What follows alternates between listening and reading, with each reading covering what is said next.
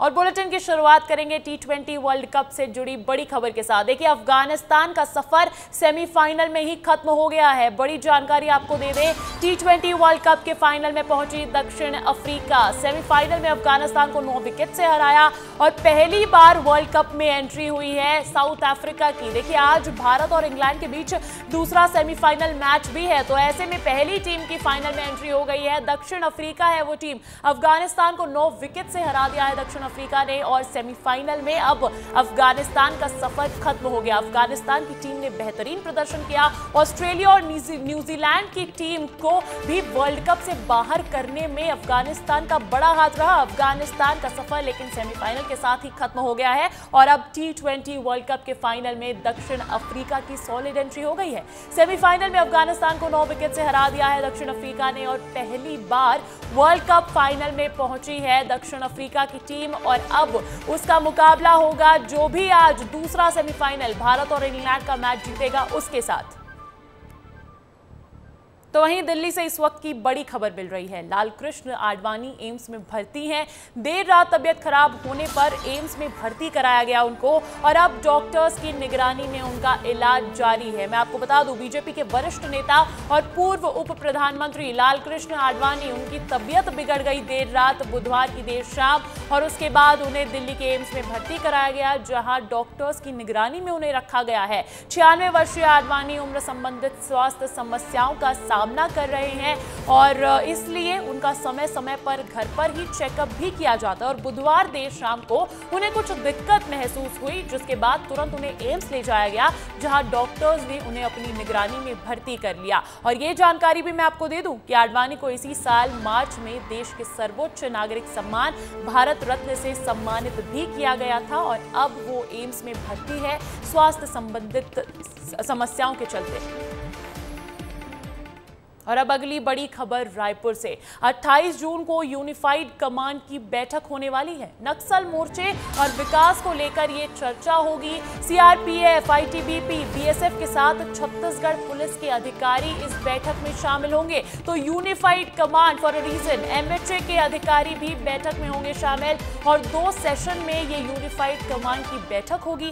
पहले सेशन में नक्सल ऑपरेशन पर चर्चा होगी तो वहीं दूसरे सेशन में नक्सल क्षेत्र विकास पर भी बातचीत की जाएगी। मुख्यमंत्री विष्णुदेव साय की अध्यक्षता में ये बैठक होगी यूनिफाइड कमांड की और क्या कुछ उसमें रहेगा मामला, ये समझ लेते हैं। मेरे साथ जुड़ गए हैं मेरे सहयोगी खोमन साहू रायपुर से, सीधा उनका रुख करूंगी। खोमन, यूनिफाइड कमांड की बैठक खास हो जाती है क्योंकि नक्सल खात्मे के लिए ऑपरेशन तो चल ही रहे हैं लेकिन नक्सल क्षेत्र के विकास पर भी चर्चा होगी इस बैठक में। क्या कुछ अपडेट्स है इस पर?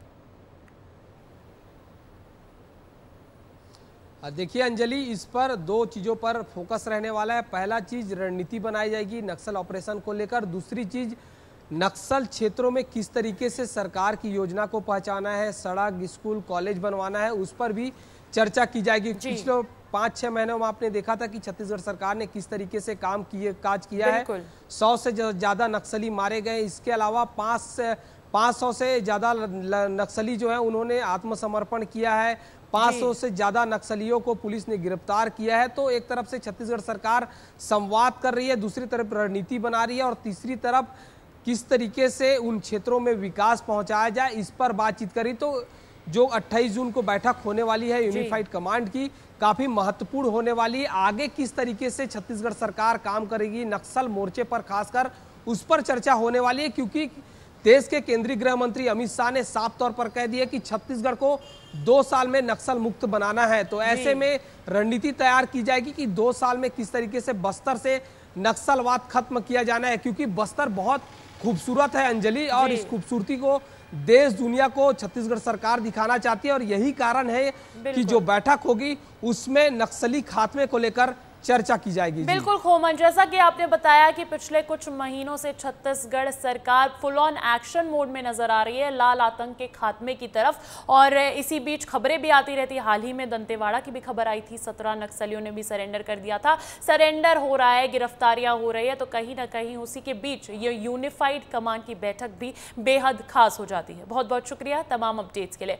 और अब अगली बड़ी खबर मिल रही है विष्णुदेव साय से जुड़ी हुई ही। दरअसल मुख्यमंत्री निवास में जनदर्शन का आयोजन होना है और सीएम विष्णुदेव साय आज आमजनों से मुलाकात करने वाले हैं। उसके तहत सीएम हाउस में साप्ताहिक जनदर्शन का होगा आयोजन और आज से हर गुरुवार जनदर्शन का कार्यक्रम किया जाएगा और आज पहला गुरुवार है। मैं आपको बता दूं कि सुबह 11 बजे से दोपहर 1 बजे तक आम जनों से मुलाकात करेंगे सीएम विष्णुदेव साय और आम जनता की समस्याओं का निराकरण भी करेंगे। तो देखिए, सीएम जनदर्शन कार्यक्रम को भी आप लोग जान लीजिए कि जनता की समस्याएं सुनेंगे सीएम विष्णुदेव साय और उन समस्याओं का निराकरण भी करेंगे और निराकरण के लिए अधिकारियों को भी जारी कर दिए गए हैं दिशा निर्देश। समस्याओं का तुरंत निराकरण ये मुख्य उद्देश्य है इस सीएम जनदर्शन कार्यक्रम का और आम जनता से मुख्यमंत्री सुझाव भी लेंगे और जो सरकारी योजनाएं हैं उनका फीडबैक भी लेंगे सीएम विष्णुदेव साय।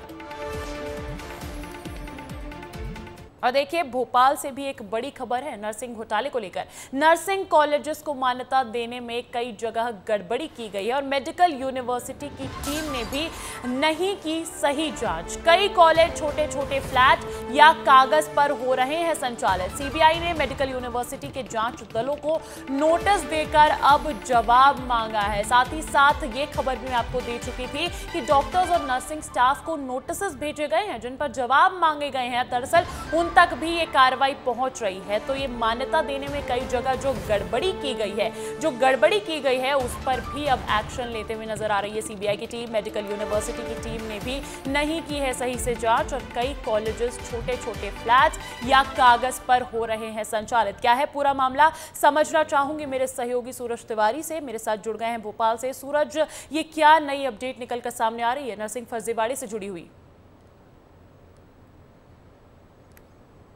देखिए अंजलि, निश्चित तौर पर जिस तरह से नर्सिंग फर्जीवाड़े के पूरे मामले की जांच सीबीआई कर रही है, अलग अलग विभागों को, अलग अलग डॉक्टरों को और अलग अलग जो जांच दल है उनको नोटिस भी सीबीआई दे रही है। इसी मामले में अब एक नया मोड़ आया है अंजलि। मेडिकल यूनिवर्सिटी के जो जांच दल थे, जो जांच करने गए थे, उन्होंने पूरे जो सुरक्षा के मापदंड हैं, जो अन्य मापदंड होते हैं नर्सिंग कॉलेजों के, उसकी जाँच नहीं की और सीबीआई ने पाया कि कई ऐसे नर्सिंग कॉलेज हैं अंजलि जो छोटे छोटे फ्लैट्स में चल रहे हैं, कुछ तो कॉलेजों में चल रहे हैं। कि जो जांच दल उन्हें ये मापदंड देखना चाहिए, विद्यार्थियों की संख्या कैसी है, फैकल्टी कैसी है, जहां नर्सिंग कॉलेज चल रहा है उस कॉलेज का स्तर क्या है, कहां पर चल रहा है, कुछ भी नहीं देखा जांच दल ने। और मेडिकल यूनिवर्सिटी के जांच दल को अब सीबीआई ने नोटिस भेजा और कारण बताओ नोटिस जारी किया है कि आखिरकार ऐसा क्यों किया गया। तो कहीं ना कहीं मेडिकल यूनिवर्सिटी की जो टीम गई थी, जो जांच दल गया था, उन पर भी कहीं ना कहीं गाज गिर सकती है। कारण ये है कि जांच दल ने जो जिन नर्सिंग कॉलेजों की जांच की उन्हें अच्छे से नहीं देखा और उन्हें सही बता दिया और उन्हें मान्यता मिल गई। तो कहीं ना कहीं एक बड़ा मामला फिर सामने आया है अंजलि और निश्चित तौर पर जिस तरह से पूरे मामले में सीबीआई से लेकर पूरा जांच दल संलिप्त है, तो हर किसी जितने लोग इसमें संलिप्त है। बिल्कुल सूरज, सीबीआई के खुद के अधिकारी, डॉक्टर्स, नर्सिंग स्टाफ के बाद अब मेडिकल यूनिवर्सिटीज के जांच दलों का भी नंबर आ ही गया है। क्या खुलासे होंगे देखना दिलचस्प होगा। बहुत बहुत शुक्रिया तमाम जानकारी के लिए। बढ़ते हैं अगली खबर की ओर। देखिए, मध्य प्रदेश से ही एक और बड़ी खबर है कि देरी से ऑफिस पहुंचने वाले अधिकारियों पर, कर्मचारियों पर अब सख्ती की जाएगी। सुबह 10 बजे नहीं पहुंचने पर प्रशासन अपनाएगा सख्ती।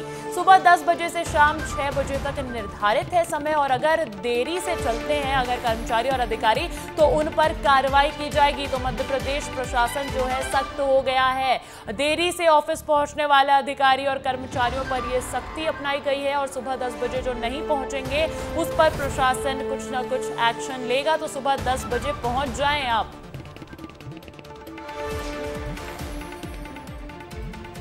और देखिए, रायपुर में बुधवार को चला विश्व हिंदू परिषद और बजरंग दल का धरना खत्म हो गया। मोतीबाग के बाद हिंदूवादी संगठन के लोग सिटी कोतवाली पहुंचे और थाने के बाहर ही प्रदर्शन किया। हिंदूवादी संगठनों ने हवन भी किया। वहीं प्रदर्शन की खबर मिलते ही डिप्टी सीएम अरुण साव भी वहां पहुंचे। सीएसपी दफ्तर में अंदर काफी देर तक उन्होंने मामले को लेकर चर्चा की और बाहर आकर उन्होंने कहा कि आपकी भावनाओं से हम अवगत हैं। उन्होंने भरोसा दिलाया कि जो बेहतर होगा हम करने की कोशिश करेंगे। वहीं डिप्टी सीएम के भरोसे के बाद धरना भी खत्म कर दिया गया। आप सबके भावना से हम अवगत हुए हैं। अधिकतम अच्छा से अच्छा कार्रवाई हो सकते सरकार वो लेवल में कार्रवाई करी, ये मैं आपका भरोसा दिलाता हूं।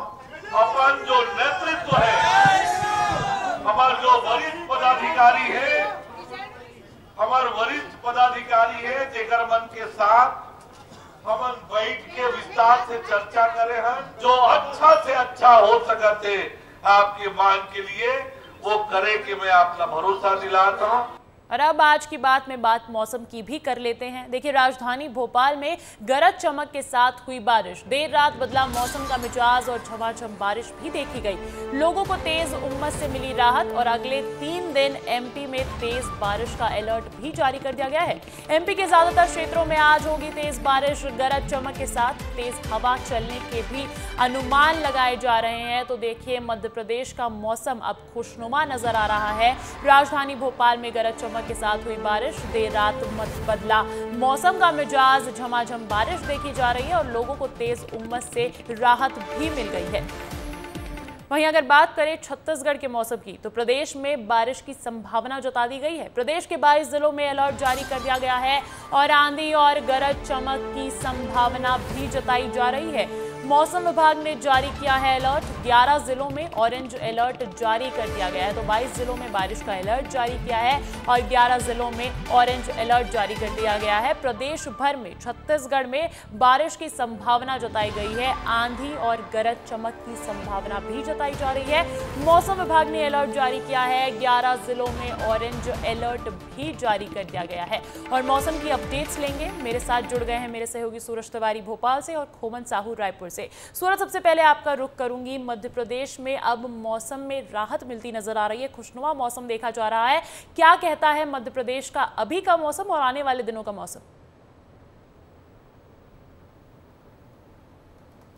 अंजलि, जिस तरह से लगातार आज देर रात में झमाझम बारिश हुई और बारिश के बाद कहीं ना कहीं लोगों को उमस भरी गर्मी से राहत मिली है। कैसा मौसम रहने वाला है, आज कैसा मौसम रहेगा, ज़्यादा बातचीत करने के लिए हमारे साथ मौसम वैज्ञानिक VS यादव जी हैं। सर, बारिश तो लगातार हो रही है, आज का कैसा मौसम रहने वाला है? आज भी वैसी बारिश की अच्छी उम्मीद बनी हुई है। जैसे कि राजस्थान, नॉर्थ वेस्ट राजस्थान से लेके एक यूपी तक ट्रफ लाइन जारी, जिसकी वजह से देखेंगे यहाँ मॉइस्चर आ रहा है। और दूसरा एक सेंट्रल गुजरात से लेके विदर्भ तक एक लाइन है, जिसकी वजह से मॉइस्चर पूरे प्रदेश की तरफ आ रहा है। आप बस में देख सकते हैं बादलों से यहाँ पे लगभग इस हिसाब से अच्छी खासी बारिश की उम्मीद है।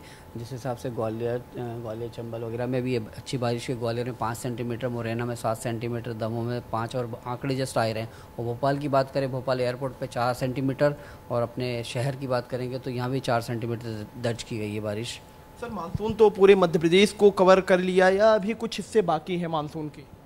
नहीं, मानसून लगभग अभी खाली ग्वालियर का हिस्सा बचा हुआ ऊपर, वो भी 2-1 दिन में कवर हो जाए। जिस हिसाब से अभी ये बता रहा हूँ, जो ट्रफ लाइन गुजर रही है उसकी वजह से ग्वालियर चंबल में भी आज और कल में ये चीज़ बारिश कवर करके कल या परसों में उम्मीद है कि वो भी हिस्सा कवर हो जाएगा। अगर सबसे ज़्यादा बारिश की बात करें तो कहाँ अनुमान है, और कल जो रात में बारिश हुई सबसे ज़्यादा बारिश कहाँ हुई?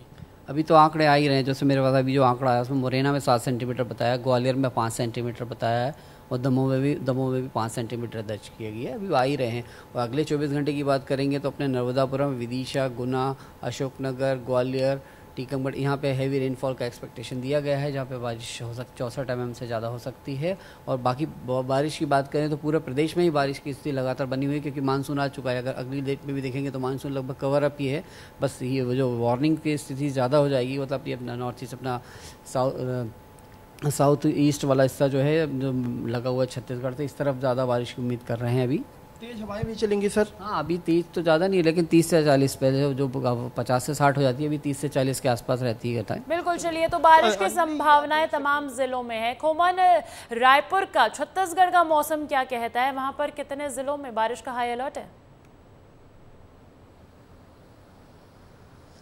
देखिए अंजलि, आज का अगर मौसम की बात करूं तो प्रदेश भर के अलग अलग जिलों में आज रुक रुक कर बारिश हो रही है। कल देर शाम राजधानी रायपुर में झमाझम 1 घंटे तक बारिश हुई है और आने वाले 5 दिनों में पूरे प्रदेश भर में बारिश होने वाली है। जो मौसम विभाग के जानकारी के अनुसार जो 11 जिले उसके लिए येलो अलर्ट जारी किया गया है और जो 11 जिले उसके लिए अलग अलग तरीके से जो है दिशा निर्देश जारी किए गए। दूसरी ओर अगर बात की जाए तो आपदा प्रबंधन की भी बैठक हुई है। ऐसा कुछ आपदा होता है या ज़्यादा बारिश होती है किसी जगह में तो उसकी भी तैयारी कहीं ना कहीं प्रशासन ने कर रखी है। फिलहाल आने वाले 4-5 दिनों में छत्तीसगढ़ में अलग अलग जगहों में बारिश होने वाली है। अंजलि, जी बिल्कुल, ठीक है। तो रायपुर का मौसम भी ऐसा रहने वाला है, छत्तीसगढ़ का मौसम भी ऐसा रहने वाला है। आपदा प्रबंधन की बैठक हो गई है, प्रशासन तैयार है और ऐसा ही कुछ हाल मध्य प्रदेश का भी है। बहुत बहुत शुक्रिया सूरज, बहुत बहुत शुक्रिया खोमन तमाम जानकारी के लिए। बढ़ते हैं अगली खबर की ओर। देखिए, संसद में आज राष्ट्रपति का अभिभाषण होना है। राष्ट्रपति द्रौपदी मुर्मू संसद को संबोधित करेंगी।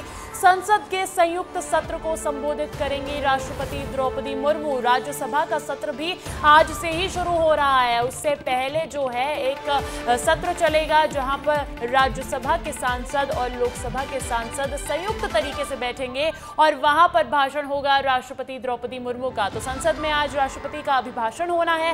राष्ट्रपति द्रौपदी मुर्मू संसद को करेंगी संबोधित। संसद के संयुक्त सत्र को संबोधित करेंगी राष्ट्रपति और राज्यसभा का सत्र भी इसके साथ ही शुरू हो जाएगा।